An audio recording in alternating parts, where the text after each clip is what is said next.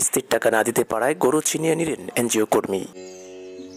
ভোলার চরপেশন উপজেলার দক্ষিণ আইসায় কিস্তির টাকা দিতে না পারায় এক পরিবারের গরু ছিনিয়ে নেওয়ার অভিযোগ উঠেছে এক এনজিও কর্মীর বিরুদ্ধে। শনিবার বিকেল 4টার দিকে উপজেলার চরমানিকা ইউনিয়নের দৌলতপুর গ্রামে দক্ষিণ আইসা গ্রামীণ জন উন্নয়ন সংস্থা নামের এক এনজিও কর্মী এ ঘটনা ঘটান।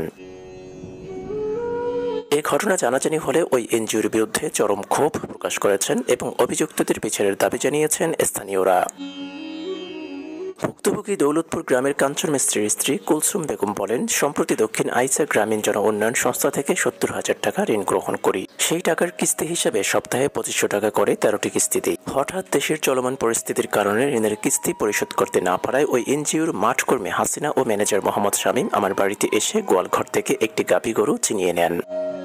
ওই সময় গরুটি নিতে তাদেরকে নিষেধ করলে তারা আমার কোনো কথাই শুনেন নাই। আমি কোনোরকম ক্ষেত খামারে কাজ করে সংসার চালাই। আমি তাদেরকে বলছি সমিতির টাকা পরিশোধ করব, তাও শুনেন নাই।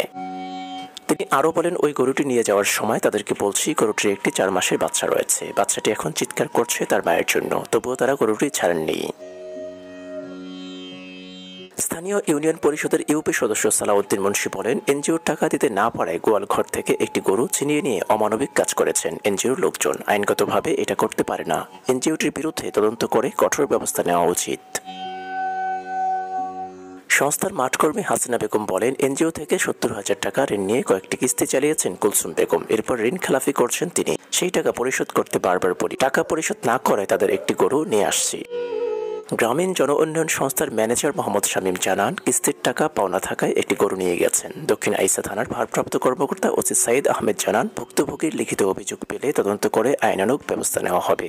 সম্মানিত ভিউয়ার্স, পরবর্তী আপডেট পেতে চাইলে চ্যানেলটি সাবস্ক্রাইব করে পাশে থাকা বেল আইকনটি প্রেস দিয়ে আমাদের পাশেই থাকুন। আসসালামু আলাইকুম।